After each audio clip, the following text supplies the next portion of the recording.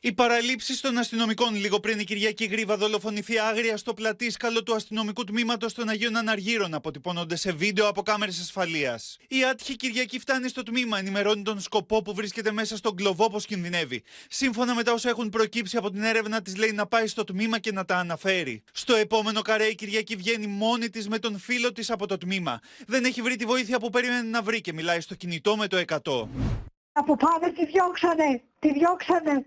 Της είπανε πήγαινε πάρε το 100, πάρε το 100 για να φτάσει στο τέλος το κορίτσι μου να ακούσει τη φράση «Το περιπολικό κυρία μου δεν είναι ταξί». Λίγα λεπτά αργότερα ο δολοφόνος της άτυχης κοπέλας την μαχαιρώνει πολλές φορές ακριβώς μπροστά στο κουβούκλιο. Όπως φαίνεται στο βίντεο ντοκουμέντο, ο αστυνομικός βγαίνει από τη σκοπιά όταν πλέον είναι πολύ αργά, αν και η δολοφονία γίνεται μπροστά στα μάτια του.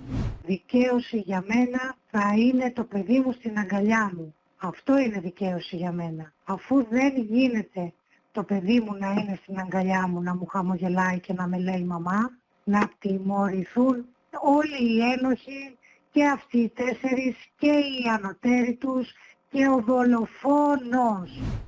Πλέον η επόπτρια, η αξιωματικός υπηρεσίας, ο σκοπός του τμήματος καθώς και ο τηλεφωνητής του 100 διώκονται σε βαθμό κακουργήματος για έκθεση σε κίνδυνο διαπαραλήψεως. Με τη δικογραφία να έχει ήδη διαβιβαστεί σε ανακριτή, ενώπιον του οποίου οι 4 κατηγορούμενοι αστυνομικοί θα κληθούν σε απολογία. Είναι ορόσημο γιατί για πρώτη φορά ασκείται ποινική δίωξη σε κρατικούς λειτουργούς. Και με τον τρόπο αυτό ανοίγει ο δρόμος για πολλούς πολίτες, θύματα είτε αστυνομικής βίας είτε κρατικών παραλήψεων.